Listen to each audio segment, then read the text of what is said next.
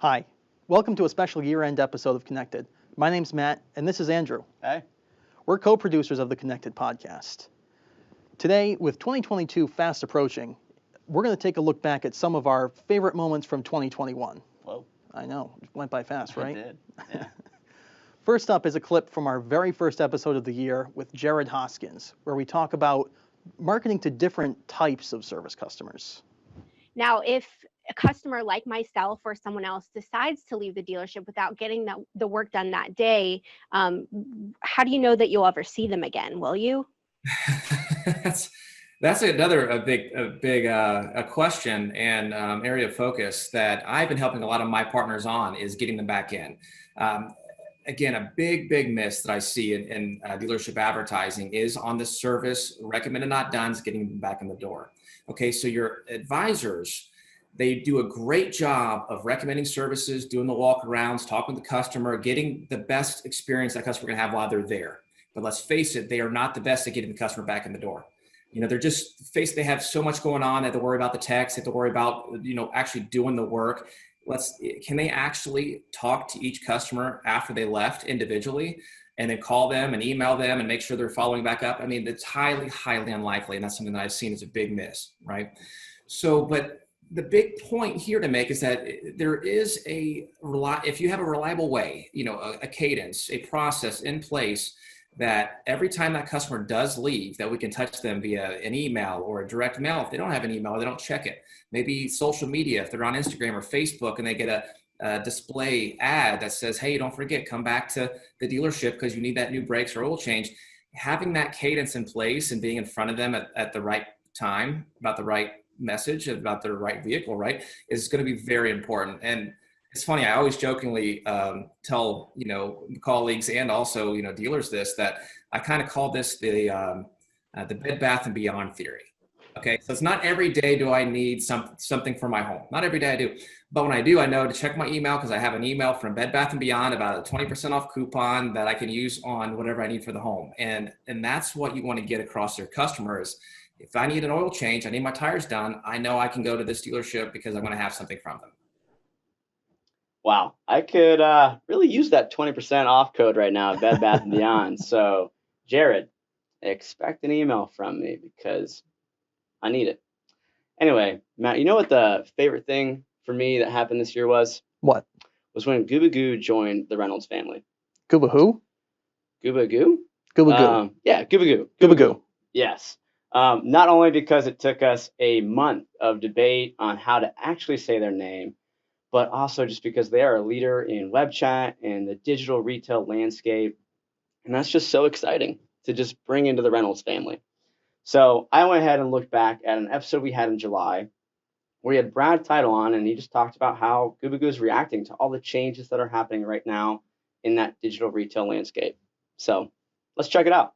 So you mentioned, the retail landscape and how that's kind of evolving, especially with digital retailing, changing at a faster and faster rate every day, right? People are moving more online.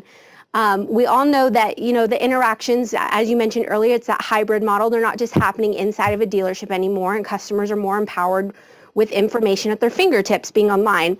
So tell us a little bit about your perspective, I'm curious, on all of this change and where it's taking Gooba Goo. So without getting too far into the long-term vision of the company, our space is transforming very quickly. COVID was absolutely a contributor to the fast tracking.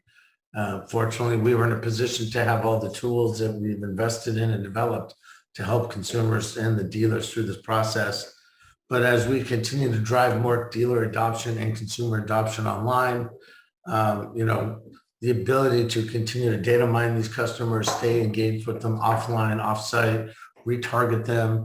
And so encroach on the CRM space is probably the next part of our pathway where we will be able to deliver this extremely exciting all-in-one solution where you can drive traffic, engage the customer, help transact, be able to retarget, re-engage, and drive the entire mission of the dealership online or offline, doesn't matter. And be able to do it, whether it's in a mobile device or on a desktop or through a tablet one day. And so just trying to be able to take CRM to the next level of making it more intelligent and smarter and being able to embody all that retail is within it. That's one of my favorite things that we do here on Connected is we talk about, not only the present, but what's coming down the line for dealership technology in the future.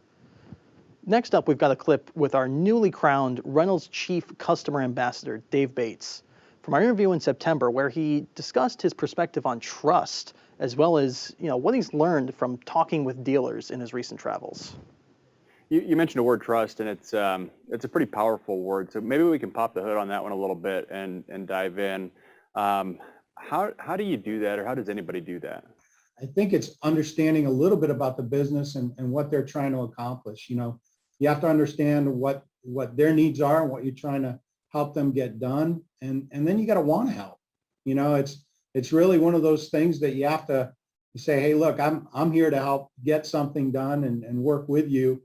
And sometimes that means you got to be open to change. It's like, well, that's not the way we do it, but let me understand a little bit better, and maybe we can do some things differently. And I think if you do that, they recognize you're being honest and forthright with them. And I think sometimes it's being able to call them and say, hey, I was wrong about something, or I didn't understand something, and be able to admit sometimes you're wrong. But at the end of the day, our business is a relationship business. The dealers with their customers, it's a relationship business, and them with us. And I think, nobody wants to be just a number or a client or a transaction. They want it to be something where we're working together to try and get to a good result for both of us. And I think that's helped create lasting relationships. Yeah, that makes sense, and that's fair, and I think it's pretty logical, but it does require some self-discipline to make sure that you're, I think you said, doing what you say you're going to do, and going back and making sure that stuff's happening. So, earlier, Dave, you also mentioned listening a lot, and through that, learning. So you've been out traveling around a pretty decent amount lately, and visiting a lot of dealers. So in doing that, I'm curious, what's the most interesting thing that you've learned from dealers over the last, kind of 12 months being out, sitting down with them and talking to them? Well, there's been a few things. First and foremost, what an interesting time in our industry, and how much and how quickly things are changing. I guess, the good news that I've heard being out there is that, our customers really do appreciate and like our products. They love our people and our support, but they've also said, as these times are changing and changing quickly, Reynolds, you got to be more flexible, and you need to work with us on things. And life isn't black and white anymore. There's a lot of gray, and we've got to be able to live in that gray area. So being able to look at kind of business challenges and business needs and work with them, with my role as the ambassador, the Chief Customer Ambassador, it's really about looking and being the voice of the customer inside of Reynolds, and being able to talk about, what their challenges are and how we can be a better partner, which in the end result is a win for us and a win for them, and trying to move their business forward. So it's a lot of frequent flyer miles and a lot of hotel stays, but I tell you, this is such a neat industry, and I have so much fun being a part of it. And our customers, they're not shy. They give me some good direct feedback, and I appreciate that. That's the only way we get better, is if we know where we've got to improve. And so their message has been clear, and their feedback's been tremendous. Dave Bates is one of those guys that doesn't just talk the talk, but he really walks the walk. And so he talked a lot about trust in that recent clip, and I believe it. And I actually have a fun little story to share, and Dave might not like this, but oh well. The other day I was in the Reynolds cafeteria, and you know how the checkout area is right there? I was standing by the microwaves, and I just happened to overhear him not only buy his lunch, but also the person behind him's lunch as well. And I think it's just second nature to Dave to help people and just do little things like that. So when he talks about trust, he means it. But anyway, the next clip Matt and I have pulled out is an episode about the general manager at Hendrick Lexus of Charleston, Steve Strickland, and he actually sat down with us and talked about the role technology has played in shaping his dealership into one of AutoNews's top 100. And I think, making the list of the top 100 dealerships to work for, I mean, that in and of itself says that your employees, they want to work for the Hendrick organization. So I just think that's so important.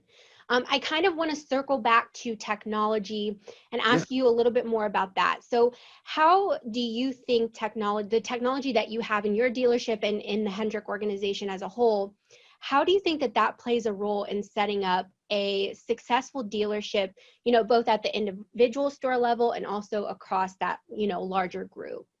Well, one thing with our technology, when our guests come in, we want to make it, it's very stressful when you come in to buy or service a car. And, with our technology, we want it to be seamless when someone comes in, but we also want our employees to be able to stay in touch with our guests and have information that it's hard to keep up with all your guests, and especially because our employees, a lot of them have been here for 10, 15, 20 years, and it's hard for them to keep up with all their employees. But the technology that we have today, it's a good tool. It reminds them of their customer base and following up when a guest comes in for service. We've got a lot of their information. We make it so that we can get them in and out of here faster than ever, because time is most important to the customers right now. So the technology that we have available right now it just makes it easier for everyone. And that'll do it for us here today. Happy holidays from the Connected Podcast. We look forward to bringing you new insights and interviews in 2022. Before we hop off, remember, you can catch episodes of Connected on YouTube, Apple, or Spotify podcasts. And make sure that you subscribe so that you're notified every other Wednesday when the new episode is released. Thanks for tuning in. We'll see you in the new year.